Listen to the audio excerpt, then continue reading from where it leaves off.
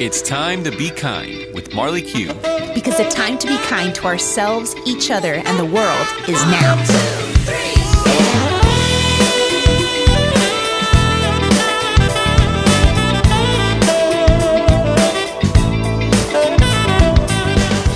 Hi, I'm Marley Q, and welcome to episode number 2 with Michelle Swaby-Smith. As Parkers, we believe it's Earth Day every day. Our guest today is incredibly passionate about our planet and empowering young people to make a positive difference in the world. As the co-founder of The Big Blue and You, together with her daughter Danny Washington and their mighty team of volunteers, work passionately year-round to educate and influence our youth about ocean conservation through art and media. The Big Blue and You is a nonprofit dedicated to providing a global platform for our youth generation to creatively express their passion for the ocean and empower them to take action to protect our blue planet. What would you do for the Big Blue? This interview will inspire and teach you a few practical ways we can all be kinder to this one planet we all share, because the time is now. May I have 5 minutes of your time? This was the question that sparked a beautiful relationship with my guest here with us today, Michelle Swaby-Smith. Thank you so much for making the time to be kind. Oh, thank you. Thanks for the invite. I will tell you today will take a little more than 5 minutes. I'll be honest this time. It always does, Marley. It always does. So let's backtrack. Really, what sparked our meeting and our relationship. A couple years ago, I think it was 2015, I was planning our second annual 5K Park Fest for Park Project, and we were looking for a new venue, a new place to host our event. And it was suggested to me that I should reach out to Miss Michelle Swaby-Smith over at historic Virginia Key Beach Park in Miami, Florida. And I'm like, oh, okay, I don't know this person. I didn't Google you. I just reached out right away. I think I called and I left a voicemail. But I checked the address and I was like, I'm not that far away. I'm just going to show up. I'm going to show up here unannounced without an appointment. This woman doesn't know me, but I'm going to just show up there in all my positivity and I'm going to get to meet her and talk to her about my event. And so I went. And I showed up at your office and the receptionist, she was so kind. She's like, do you have a meeting? I was like, no, but I just need 5 minutes of her time. She's like, okay. And you were so kind to stop what you were doing. You were on the phone, you were busy, you were planning. I mean, you're an event producer like I am, and you got a lot of events going on. This was like the beginning of the year, so I know it was eventful. And you stopped what you were doing, and you're like, hi, come on in. And we sat down, and I went like at a million miles an hour talking to you. Do you remember that? I remember. It was great. It was like a burst of joy came into my office. It was great. Thank you for saying that. Not an overwhelming tornado, but joy. Thank you. Then when I was talking about this event, and I just felt your energy was so, you were actually sitting there genuinely listening, right? And I just really always remember, and I'm grateful for you genuinely opening your office and making the time to be kind and listen to someone like off the street, literally, that you've never met before, that just had something exciting that she wanted to share with you. And you gave me way more than 5 minutes, if I remember.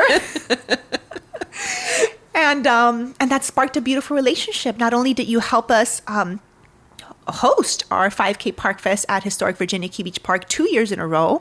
You were an integral part of our team. You helped us market the event. I mean, it just would not have, events, we're both event producers, and Yes. events don't happen without people. Exactly. And without a strong team. And you were just such an important part of our team. And I'm so grateful for those 5 minutes and all the minutes after that. Me too. It's wonderful that when you can experience things like that, where someone comes in for business and then they end up being one of your dearest friends. You just have a beautiful, I knew from the moment you came in with your 5 fingers up, 5 minutes of your time, please. And I'm like, okay, this is going to be real fun right here. And she, Marley, you were just amazing. And Park Fest that happened was just an amazing event. The concept of it, the energy of it. If people could just fold into that initiative, it would be amazing. Awesome. Thank you. Yeah. Well, I feel like our podcast that we've started now is really an extension of that effort, right? As an event producer, I mean, that's my art. That's my self-expression, right? Was to create an event to try and inspire people to park and bring them together in real life and experience kindness with strangers and friends and family alike. And I feel that this podcast, again, is an extension of that in some kind of virtual way. So thank you for being a part of it and one of my very first guests. Yeah, thank you. Thank you for inviting me. Yeah. You know, Marley knows that I don't do a lot of these. I like to be behind the camera, behind the scenes, behind the planning. And so, you know, when she asked me, I had no hesitation, where more times than not, I would say, no, I'll send somebody else who's going to do this. But I'm here because I know that it's going to be fun. And we've already had like a lot of fun. Oodles of fun before we hit record. Yes. So it's always great. So I'm very happy to be here. Thank you so much. Thank you. And you were so generous and really just being completely focused on me and my mission and my cause and wanting to support. And it wasn't only until I think maybe a few months into us knowing each other that you really started telling me. I think during our first meeting, you mentioned to me that you had a nonprofit with your daughter. And I think you saw in me like a little spark of, you Yes. related to me, not just as an event producer, but also I think that you saw a little bit of your own cause and your own passion for what you Absolutely. do with your nonprofit and how I was sharing it. So would you mind please sharing with our listeners about your nonprofit? So the nonprofit is called The Big Blue and You. My daughter and I started it in 2008 and actually made it a nonprofit in 2009. And she graduated from University of Miami with her marine biology degree and did not want to work in the labs. She said she had a bigger mission in life. And we realize it now, fast forward, all these years. How many years is that? I don't even know. But I'm doing them at 12, right? Yeah. Yeah, 12. But, so the mission of Big Blue and You is really to inspire and educate the youth and do it through art and science. And, a lot of organizations go out there and they want to change the world, which is a great initiative, but we don't want to change the world. We just want to educate the youth to help the world to be a better place. Which does change the world. Eventually. Yeah. But it's such a daunting task to say we're going to change the world. Right. Because a lot of times the world is not ready to be changed. And a lot of people don't think that the world needs to change. They're happy with it as it is. We only have one planet. Yes. So we have to educate and inspire the youth right now and even some older people that are open to it to make choices, make better choices, do better things in life. Just using less invasive things for the planet. We can start with straws, as simple as a plastic straw. Yeah. That we can stop using. We can go to restaurants and really ask and be mindful to say, we don't want a plastic straw. Thousands, millions and millions of plastic straws end up in our ocean, which is over 50% of our oxygen comes from the ocean. Yeah. So, the biggest message I think we want to give people is that 50% of your oxygen, the air you breathe every day, comes from the ocean. Right. So we should be expressing some love and gratitude and kindness towards our Absolutely. ocean. And what a simple way. One of the things that I love about the Big Blue and You and the way that you educate and inspire our youth and, young at heart alike, is really by giving people kind of practical, simple ways that in your everyday life you can be better about or Absolutely. mindful about protecting our planet that we all share, protecting the world that we all share. And what you just mentioned right now about just not using plastic straws, or when you go to the restaurant, just saying, don't bring me a plastic straw. 'Cause sometimes they just bring it to you automatically, right? They do. So I'm glad you brought that up because that's one of the things that we kind of spiraled. We would go to restaurants, we would see all the single-use plastic utensils they were using. They would bring a straw in your drink. You didn't even ask for it. And so we would get a little angry, my daughter and I, and go about it kind of the wrong way. And so we finally realized that it's very simple. We go and we say, can we see the manager? We say to the manager, it's a very simple fix. I'm not saying that you should throw away all your plastic straws. We'd prefer that you have paper straws. But could you just ask the servers not to bring a straw and wait till the person asks for a straw? And you'll see the difference. You'll see that a lot more people are more aware of the fact that they shouldn't be using plastic straws Instead of just anymore. assuming that we should bring one out, Right. Just waiting to be asked if the customer would like that. Exactly. That's such an easy way to It is. make a difference. And So- the hardest thing is when they actually bring the straw to us, what do you do now? Do we use it? Our conflict is, do we use it because it's already there? It's already in the drink. Right. We could take it out and put it to the side. So we that was a fight, but now we take it out because we really don't want to be seen using a plastic straw. Right. And so it seems like such a small thing, but when you add up all the straws and all the people making the choices to use them, they make up a large portion of all the plastics in our ocean, right? So Absolutely. I just love that. I think it's important. I think that's something, it's a tip, it's a practical way that we can all help our planet, help our world, our environment, save the oceans. And it's something that a child can very easily understand and embrace, Absolutely. which to me is really important because when I found out that kindness was my superpower, I was 10 years old and I had someone make me believe or make me feel that I could, in my own little 10-year-old, self, without any money, without any power, influence, a car, nothing, I can make a difference, right? With these small acts of kindness every day. Absolutely. You can make a difference by picking up, paper and recycling it, by recycling, plastic bags, right? Not using plastic bags when you go to the grocery store. Right? Zero plastic bags. Right. We're in 2020 now, and I think as a whole, the United States is starting to realize that they have to be a part of that Solution. difference. Yeah. And so New York has banned plastic bags now. California, of course, always the first to do these environmental movements. California has banned it. And one of the solutions that I find with plastic bags, we have the reusable bags in our cars. Yes. And even I sometimes go to the store and I get in the store, I've gotten all my items, I'm at the cashier and I'm like, oh, my bag is in the car. I know that's happened to more than just you and I and people listening. You're like, no, it's in the car. I'm a good person. I care about the planet, I swear. But I'll just take a plastic bag Take a plastic bag, please. So Yeah. I did How can we that. be better? Oh my gosh, it's so easy. Everyone, listen. Your reusable bag is in the car. So put the items back in the shopping cart, go to your car, and put them in your bag. Just a moment. You're like, I'll be right back. It's right outside. No. You pay for everything, and you put them back in your shopping cart, and you wheel that out. Oh, I got you. Yeah. Like Well, you're that's at a what you meant. Costco. At Costco, you don't get a bag. Or at Aldi. Oh, should we say those names? I don't know. Would you like to Okay, sponsor? okay. Please call us. They never give you bags or anything like that. They'll give you a cardboard box, but just put your items back in your shopping cart, wheel them out, pay for your items, of course, pay for your items, folks. Of course. And wheel it out to your car and then put them in your bag that's sitting there waiting for you. Michelle, in the that car. sounds so obvious, and I have never thought of that. I'd be like, oh, no, I can't do anything about it. And it really is so simple. You can really just roll your cart out with your items and right there in your trunk, fill them up into your reusable bags. Yes. Thank you. I welcome. swear, I had not thought about that before, and it's a very easy way and of it's so fixing funny that problem. that no one thinks of it. Not even the cashiers at Publix.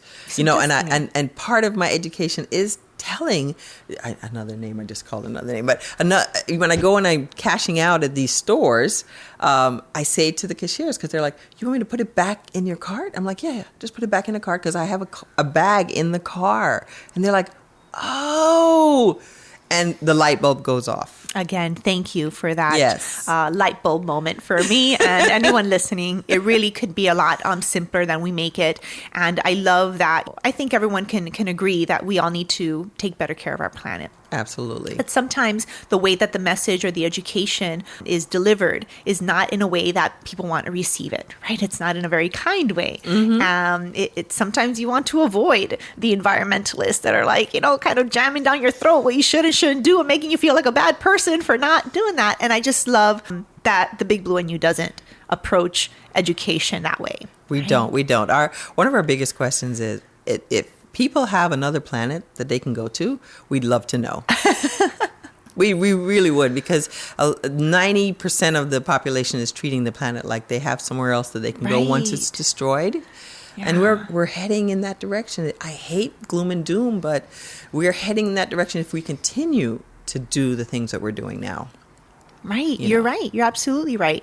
So I do think it's a matter of education, awareness, mindfulness. Absolutely. And it does start with our youth, right? Just bringing that to light, that it could be so simple to make a difference, and to help our environment. That's why I was such a fan of the Captain Planet and the Planeteers, to be honest. There you go. I know it's a little cheesy, but that's why I was like, they made it seem like I can make a difference, right? So please keep doing the great work that you're doing. Could you please share with us? I know you have an annual event that's amazing.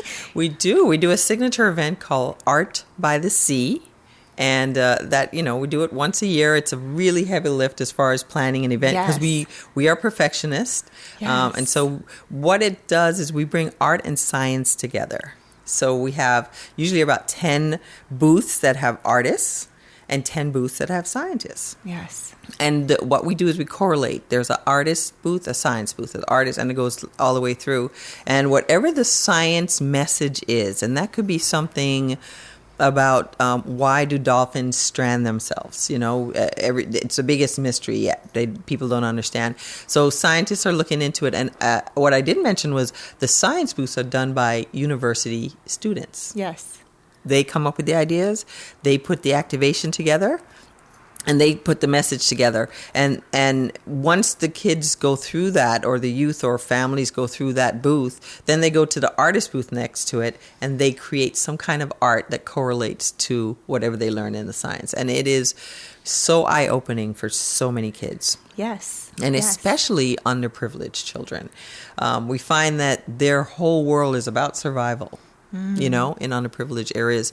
And so part of what we do is we know that transportation on a Saturday may be a little bit, hard for parents to do that. So we rent buses. Yes, I was going to mention that, how you all facilitate that, like a big family field trip on your buses, and you all do that. I think it's such an amazing effort because, again, as an event producer, I understand the logistics involved with renting buses and shuttling people in, and it's a whole lot of extra work that you all take on from your heart to do in order to make this event accessible, make this education and this experience accessible to underserved areas. Absolutely. And so we a few years ago, we decided that we want to make this worldwide and take Art by the Sea worldwide. So we created the Art by the Sea pop-ups. Yes. So we've done quite a few. LA, St. Croix, the Bahamas. We want to go to Jamaica this year. Of course you do, my Jamaica friend. Yeah, man. Yeah, man.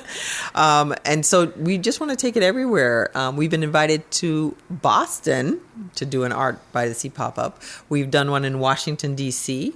at a really big event that had 363,000 students. Yes, and we did a pop-up there that was so amazing. Amazing.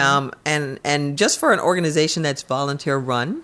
Yeah, that was started by a mom and a daughter. Mommy and daughter. Yeah. we because we're volunteer run, we came up with Art by the Sea pop-ups because it's a lighter lift for us, because planning a signature event, of course, as you know, is arduous and a lot of moving parts. And the pop-up, the brilliant idea that Danny and I came up with was that we could take Art by the Sea into an event that's already created by someone else, and they did all the work. We just have to create an area, a space. It's being resourceful, and it's also adding value to someone else's event. Absolutely. That's what I call a beautiful partnership. Partnership. Right? A partnership. Yes. I want to thank you so much for just allowing me to be a part of Art by the Sea, a part of the Big Blue and You, in a small way that I've been able to thus far. It's been just such a joy to see just how far you've come in the short amount of time that we've known each other, and just seeing your growth. And it's all heart driven. It's all super purposeful, meaningful, impactful work that I am just incredibly proud of, and I'm just so happy to be able to shine the light on a little bit and celebrate. Thank you so much. I do want to give kudos to my daughter, of course, Danny, who is very driven. Hasn't swayed from the mission. Yeah. She knew she wanted to do marine biology and marine science since she was 6 years old, and she hasn't swayed. And so with the Big Blue and You, we put together a great team of people. Absolutely. Talk to me about your team. And I know that you just recently have expanded your team, and you have an executive director now. Yes. Amen. That's right. Hallelujah. Hallelujah for Kim Jones. We can shout out Kim and your volunteers and your amazing committee that comes together every year, not just for Art by the Sea, but to put together your pop-ups and just spread your mission and your message year round. Absolutely. We, to find people that have the same drive, have the vision, you don't have to lead them. Because, and I'm talking about Kim in particular. Kim came to us and she was working on a lot of projects. She's actually an event producer as well. Oh, of course. And us great people, event producers, Yes, she came into my office as well. She was working on an event and I'm like, this girl has something really special. And it evolved into today. As of last year, she became our executive director of the Big Blue and You and has just done amazing things. There's a lot of moving parts to it and she has tackled all of them and just, is driving us in the right direction. So kudos to Kim. Kudos to our board, Ellen Woods and Overall Dwyer. And they've been with us since the beginning, Ellen Woods and Overall. They have never swayed. They've been a part of our board and we brought in other board members, but they have never left us. Yeah, it's so important. People, our parkers, our partners is really what keeps it all moving forward, what keeps the movement moving forward and keeps us really focused on the mission and the drive, right? Because if not, it would just be you. It would just be you and your daughter. It would just be us. And there's an expiration date to that. There's burnout to that. There's burnout. We've experienced it over and over again. So big shout out to the team at the Big Blue and You. How can people listening connect with you all and be a part of it? Very easy. So thank goodness for the World Wide Web. Yes. And you can go to our website. It's bigblueandyou.org. And or you can put thebigblueandyou.org. Either one will work. And there's a lot of information on there. And you can definitely click on there to volunteer, to be a part of our board, to reach out and send us emails, to find out about the signature event and the pop-ups and anything else that you may want. Danny's now an international speaker on marine. She does science communication, marine science communication. And just science communication as a whole. And so she can go around and, if you want somebody to come out and speak to you about, just storytelling, I think is her biggest thing. And her storytelling tells you how you can do something that seems daunting as far as, being somebody special in the world to make good choices and to help inspire kids to do better with what they do for the environment. She goes out and she speaks from ages 4 to 90, can, really understand her stories and really have what she tells them resonate in their lives. Absolutely. Please follow. Is it at Danny Washington? Yes, you can do it. 2 N's, right? Danny, Danni Washington. Yeah, there you go. And check out thebigblueandyou.org. Follow them on social media. Please connect and reach out. There's really so much that we can do for the planet and our oceans together. So thank you so much for making the time to be kind today. It was a joy to have you here. Oh, a joy to be with you, Marley Q. Oh, hugs. I love you. Thank you so much. And thanks everyone for listening, and definitely continue listening to Marley's podcast because I know they are going to be so much fun and interesting. It's our podcast. Thank you for being a part of it right from the beginning, in the beginning of so many things. Thank you. You're welcome. My pleasure. So now, what would you do for the Big Blue? I know I'm going to be more mindful about not using plastic straws or plastic bags, that's for sure. I hope this interview not only inspired but empowered you with some practical tips on how we can all be kinder to our planet, not just today on Earth Day, but every day. I encourage you to connect with the Big Blue and You and learn how you can participate in Art by the Sea and their pop-up events as a volunteer. Visit bigblueandyou.org and follow them on Instagram at bigblueandyou. Thank you for listening. If you're inspired to make a little more time to be kind, please subscribe, leave a kind review, and share with a friend who would appreciate this podcast too. Thank you for being the spark of kindness. See you next time.